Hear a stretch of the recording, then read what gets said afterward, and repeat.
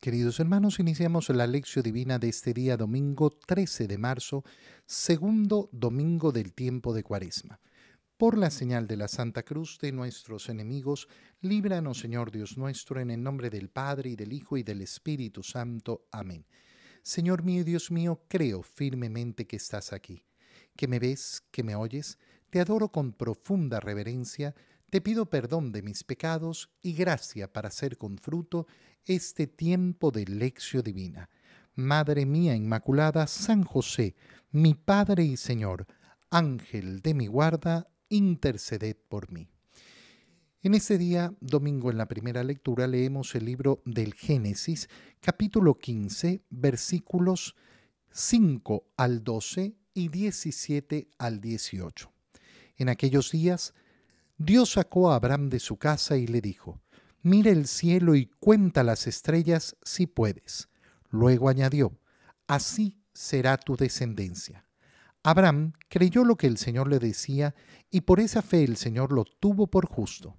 Entonces le dijo: yo soy el Señor, el que te sacó de Ur, ciudad de los caldeos, para entregarte en posesión esta tierra.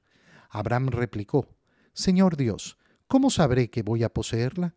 Dios le dijo: tráeme una ternera, una cabra y un carnero, todos de 3 años, una tórtola y un pichón. Tomó Abraham aquellos animales, los partió por la mitad y puso las mitades una enfrente de la otra, pero no partió las aves. Pronto comenzaron los buitres a descender sobre los cadáveres y Abraham los ahuyentaba. Estando ya para ponerse el sol, Abraham cayó en un profundo letargo y un terror intenso y misterioso se apoderó de él. Cuando se puso el sol, hubo densa obscuridad y sucedió que un brasero humeante y una antorcha encendida pasaron por entre aquellos animales partidos. De esta manera hizo el Señor aquel día una alianza con Abraham, diciendo: a tus descendientes doy esta tierra, desde el río de Egipto hasta el gran río Éufrates. Palabra de Dios. La primera lectura de este domingo nos hace recordar la alianza que ha hecho Dios con Abraham. Y eso va a ser sumamente importante para este domingo, segundo domingo de Cuaresma, que recibe el nombre de reminiscere, recuerda. Todas las lecturas de este domingo, toda la liturgia de este domingo está pensado justamente para hacernos recordar. ¿Recordar qué cosa? La alianza con Dios, la alianza con el Señor y la profundidad de lo que significa participar en esa alianza con el Señor. Y lógicamente nos dirigimos hacia el libro del Génesis, donde vamos a encontrar esa alianza con Abraham. Dios saca a Abraham de su casa y le dice: mira el cielo y cuenta las estrellas si es que puedes. Así será tu descendencia. Y nos dice inmediatamente que Abraham creyó lo que el Señor le decía y por esa fe el Señor lo tuvo por justo. ¿Qué es esa fe de Abraham? ¿Qué significa que Abraham haya creído en el Señor? Bueno, algo muy sencillo, que Abraham recuerda constantemente la promesa del Señor. Abraham recuerda constantemente la palabra del Señor. Fíjate lo importante que es esto. ¿Por qué? Porque en nuestro camino cuaresmal, en el segundo domingo de Cuaresma, se nos invita de parte de la Iglesia a recordar la alianza, a recordar las palabras del Señor, a recordar lo que el Señor nos ha prometido. ¿Por qué caminamos en la Cuaresma? Cortando nuestros gustos, cortando nuestras actividades, cortando tantas cosas, eliminando de nuestra vida, porque vemos como algo superior aquello que nos promete el Señor. Y para hacerlo lo recordamos continuamente. Que Abraham creyera en el Señor significa que tiene permanentemente en su recuerdo la promesa del Señor. ¿Qué va a pasar de ahí en adelante? Cuando no llega la promesa, cuando la promesa no se cumple, cuando no llega ni siquiera un hijo, la fe de Abraham se mantiene firme. ¿Por qué? Porque recuerda la palabra del Señor y sabe que la palabra del Señor no puede fallar. ¿De qué manera se va a realizar esta alianza de Abraham? Porque efectivamente Abraham le pregunta al Señor, ¿cómo voy a saber yo que voy a poseer esta tierra? ¿Y qué es lo que hace el Señor? Bueno, el Señor le da una instrucción. Tráeme una ternera, una cabra, un carnero, todos de 3 años, una tórtola y un pichón. Es decir, sacrifícame animales. Y Abraham va a entregarle esos animales. Fíjate qué bonita la escena cuando esos animales ya muertos son atacados por los buitres y Abraham se dedica a espantar los buitres. ¿Por qué? Porque esto está reservado para el Señor. A veces a nosotros en la actualidad nos cuesta entender el tema de los sacrificios.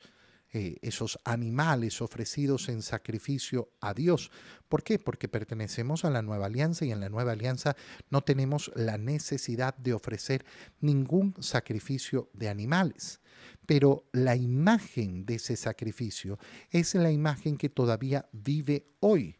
La imagen de sacrificar para el Señor y cuidar las cosas que son para Él y solamente para Él.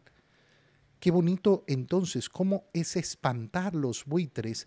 Nosotros lo podemos asumir en la Cuaresma como espantar a esas cosas del mundo que le quieren quitar la primacía a lo que le pertenece a Dios. ¿Y qué le pertenece a Dios? Todo mi corazón, toda mi alma, toda mi vida, todas mis obras. Las primicias de mi ser le pertenecen a mi Señor, la primicia de mi día. Separar, echar, espantar a los buitres que quieren tomar posesión de aquello que no les pertenece.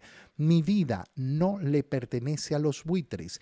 Mi vida no le pertenece al mundo.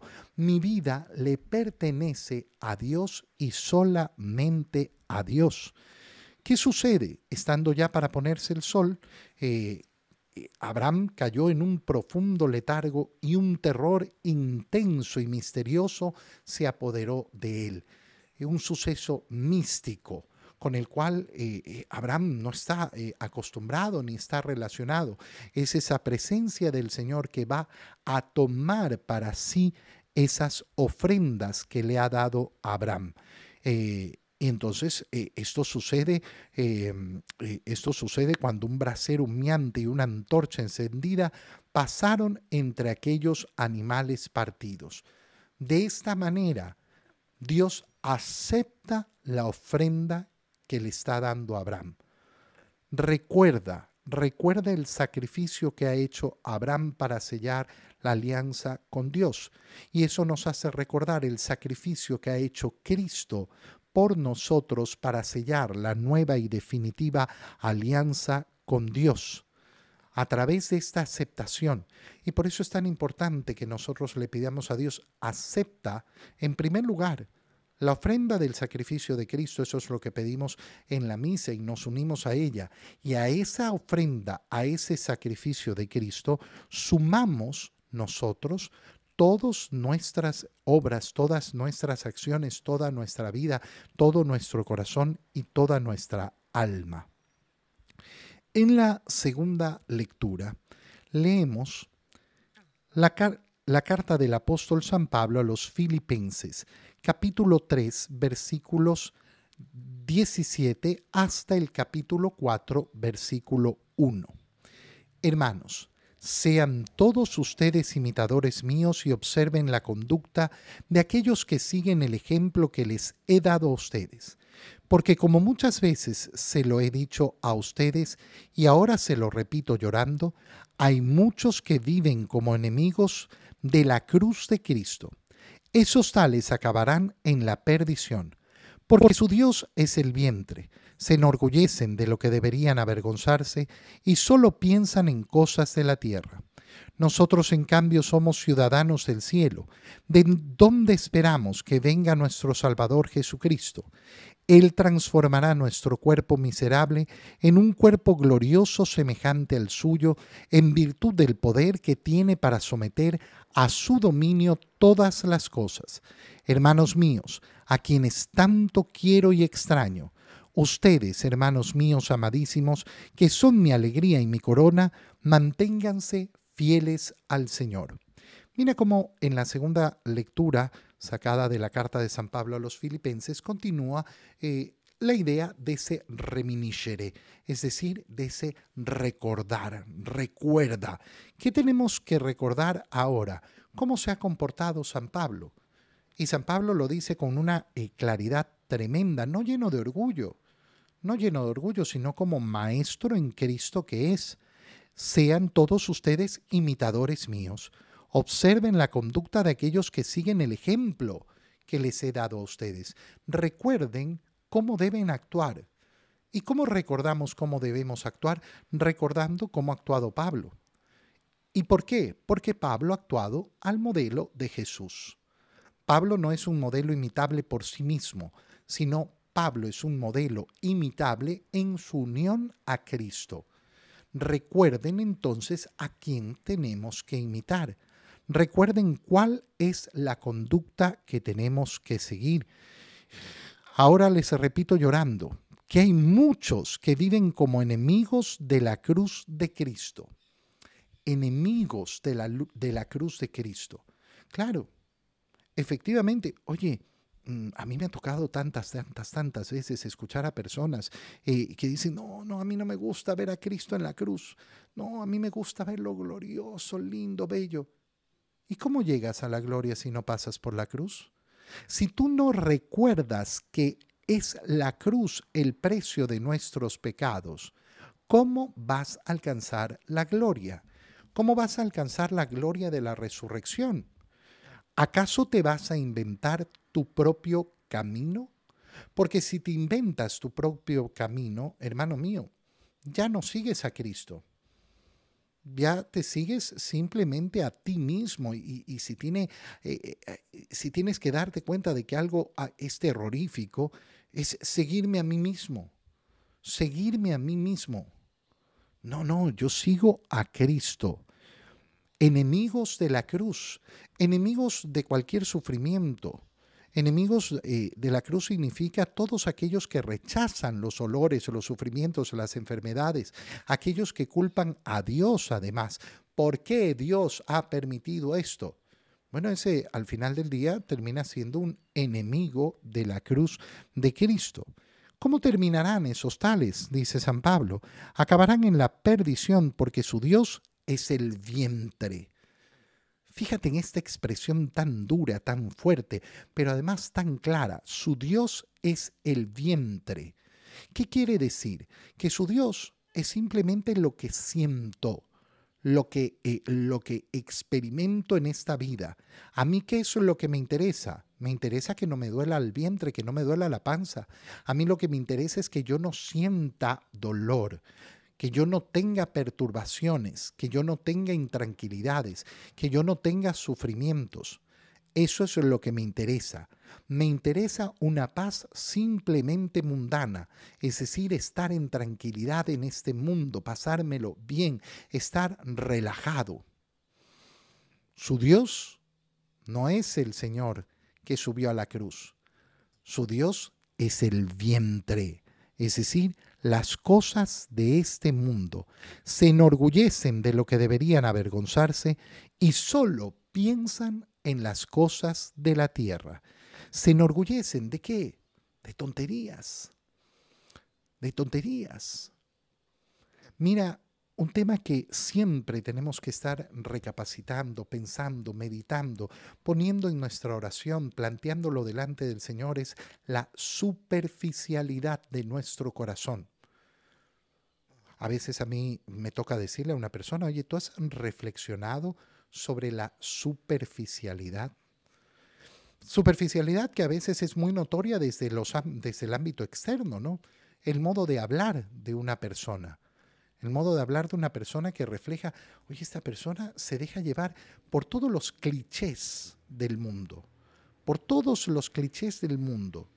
Y entonces, claro, ¿qué tiene? La pretensión de siempre estar acomodado al mundo para que el mundo se sienta muy bien alrededor de él.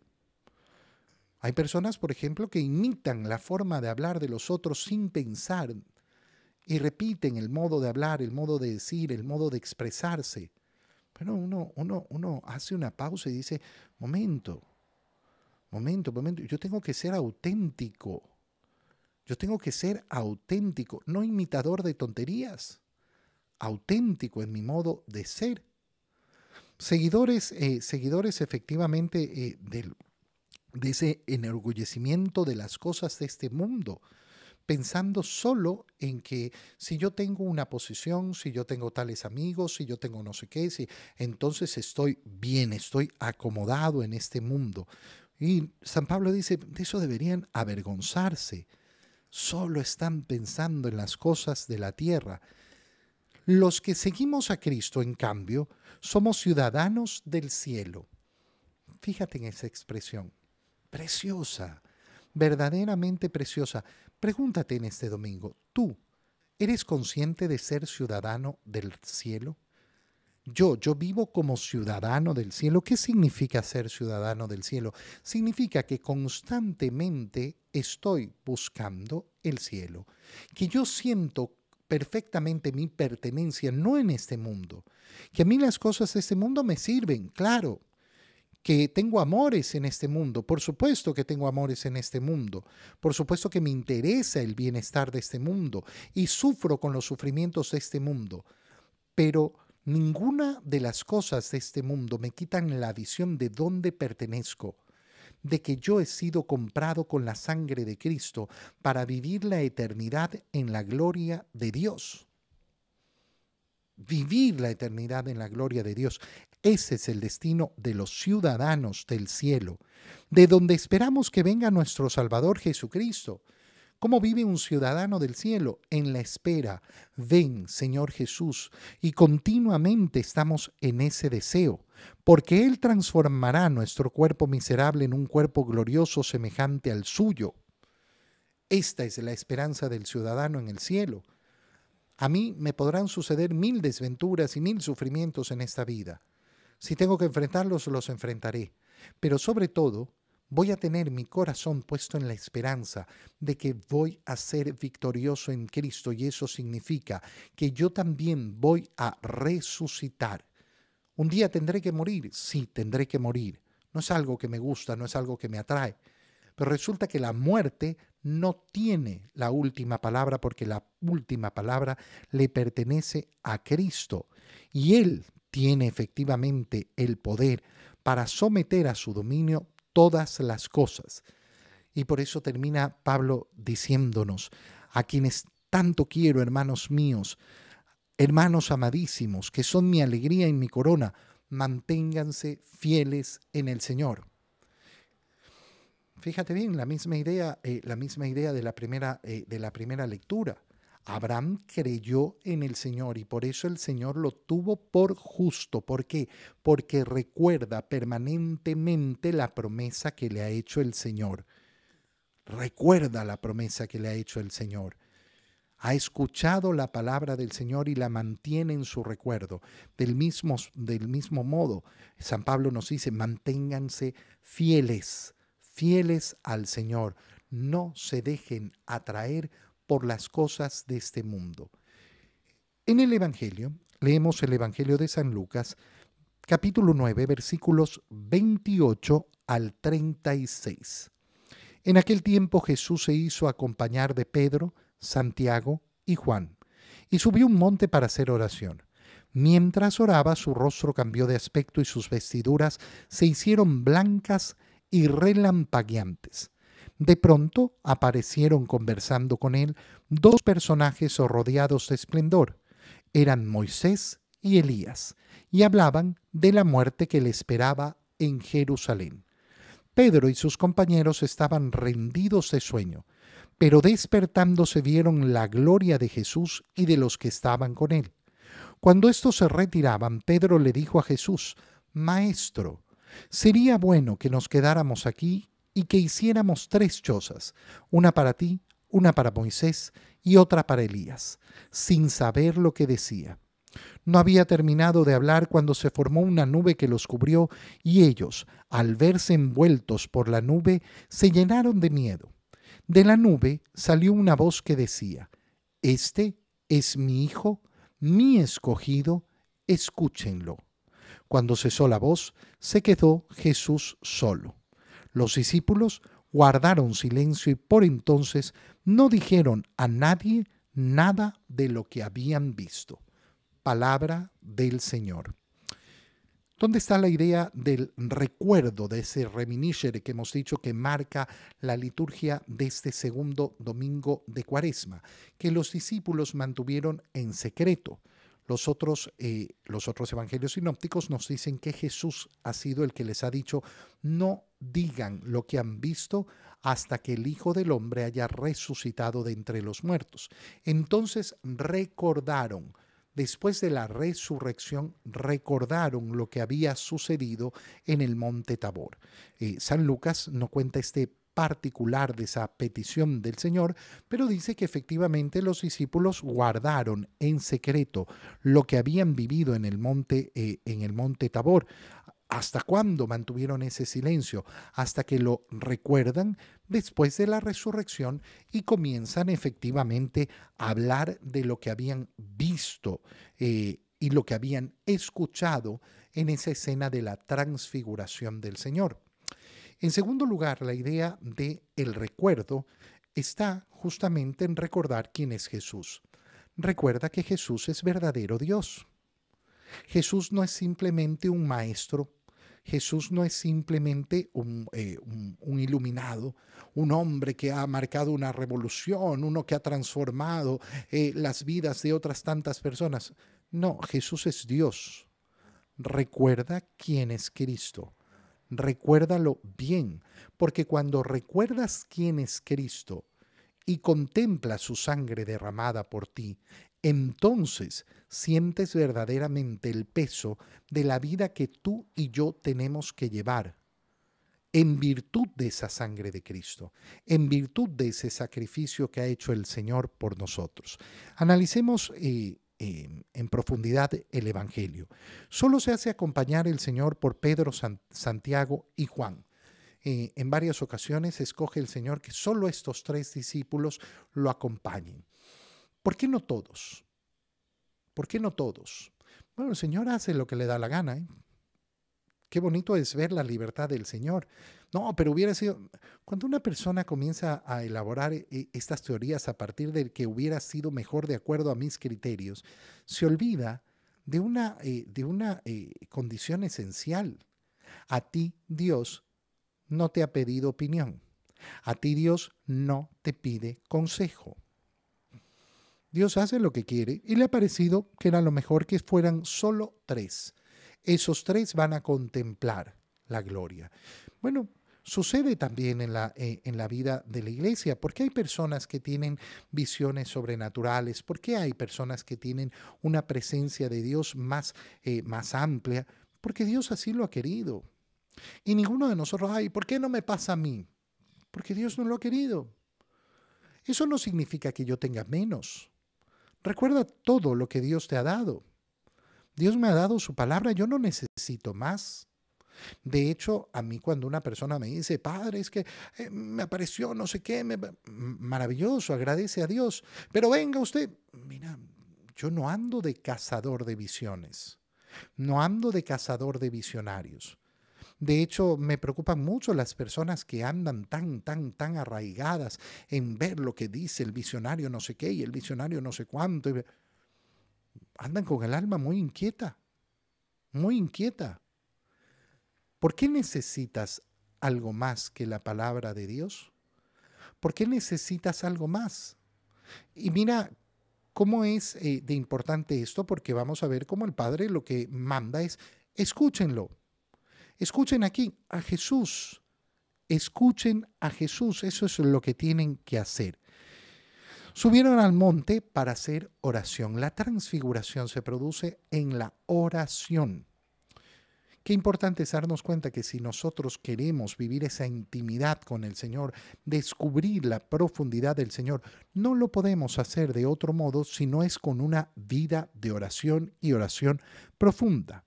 Y mientras oraba, su rostro cambió de aspecto y sus vestiduras se hicieron blancas y relampagueantes. Eso es propiamente la transfiguración. ¿Qué significa la transfiguración? Cómo se deja ver lo que no se ve normalmente. ¿Qué es lo que ven los apóstoles? Ven cómo efectivamente, detrás de la humanidad del Señor, que era lo que veían normalmente, se esconde su divinidad. Qué bonito es acercarnos a esa divinidad del Señor. Decirle al Señor, Señor, transfigúrate para mí, para que yo reconozca, en más profundidad tu divinidad. Hoy el Señor sigue transfigurándose. ¿Dónde? En la Eucaristía. En la Eucaristía. Lo que pasa es que tenemos que tener justamente esa gracia que da el Señor después de que nosotros abrimos nuestro corazón para contemplar la gloria de Jesucristo en la Eucaristía.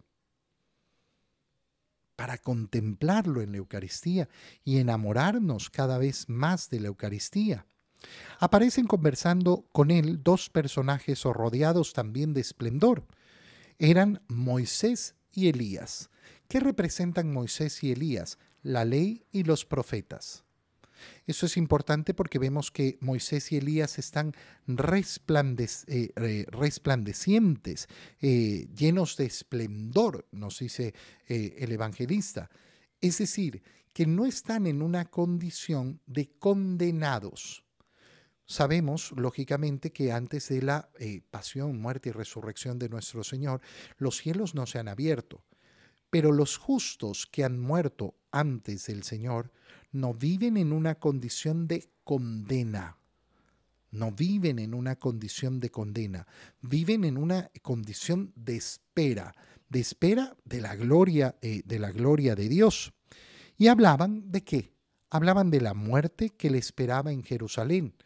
Es decir, mira qué precioso es Moisés y Elías, que están resplandecientes, llenos de un resplandor, están en esa espera. ¿Espera de qué? De que se produzca el evento salvador que les va a permitir entrar en el cielo. Pedro y sus compañeros estaban muertos de sueño, pero despertándose vieron la gloria de Jesús y de Moisés y Elías. Y cuando terminan de hablar y se comienzan a retirar, Pedro quiere mantener esta situación. ¿Por qué? Porque se siente en el cielo. Porque se siente en el cielo. ¿Y qué propone? Señor, hagamos 3 tiendas. No nos vayamos de aquí. Aquí estamos muy bien. Quedémonos. ¿Qué tenemos que hacer? Fíjate cuando nosotros sabemos reconocer esa transfiguración que podemos encontrar de Cristo en la Eucaristía. ¿Cuál es la tienda que le hacemos al Señor para que nos se quede ahí? Tu vida, la mía, mi cuerpo, tu cuerpo.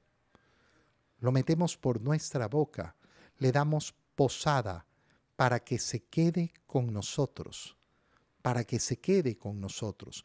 Pedro no estaba equivocado en su deseo. Todavía no llegaba el momento de vivir esa compañía del Señor a través de la Eucaristía.